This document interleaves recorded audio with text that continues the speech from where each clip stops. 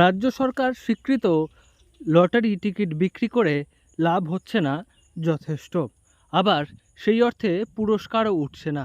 ফলে বিক্রেতারা যথেষ্ট উপার্জন করতে পারছেন না লটারি বিক্রি করে। আর সেজন্যই রাজ্যে নিষিদ্ধ লটারি বিক্রি করছেন বেশ কিছু বিক্রেতা।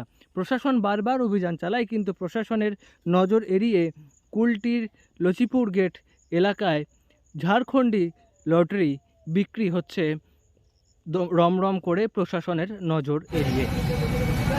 कोई देता है।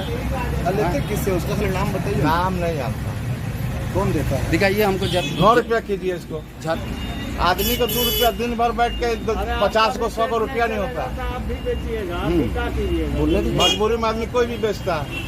अब इस दिन भर में 500 टिकट बेचेंगे, आप 200 को 50 को 100 को रुपये नहीं होगा तो क्या फायदा होगा? फट के क्या फायदा? कभी टिकट कोई बेचेगा नहीं। गलत तो आप लोग भी तो गलत कर रहे हैं। गलत नहीं कर रहे, हम लोग को ये दिन डेली बेचते हैं, कुछ खेल भी नहीं करता है। अरे को मेथी रहना चाहिए खेलने का। तो खेले तो आदमी का है सबको चीज बेचेगा, कोई नहीं बेचेगा।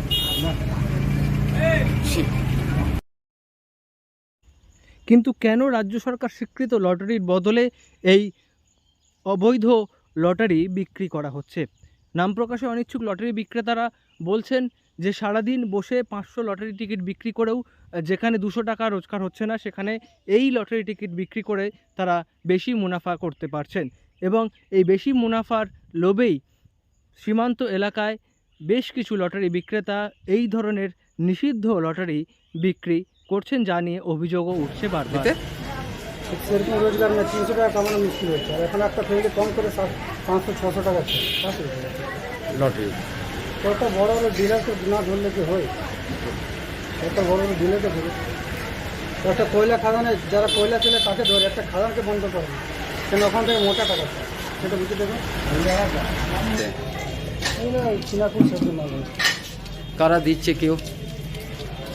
লোকটা আসতো, কেন নাম আপনাকে বলে দেবো।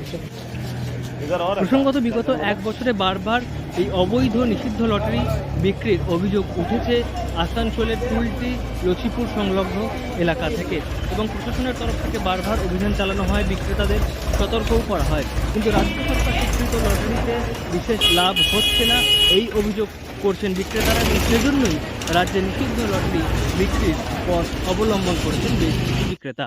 আসানসোল থেকে নয়ন ঘোষের রিপোর্ট, লোকাল 18 বাংলা।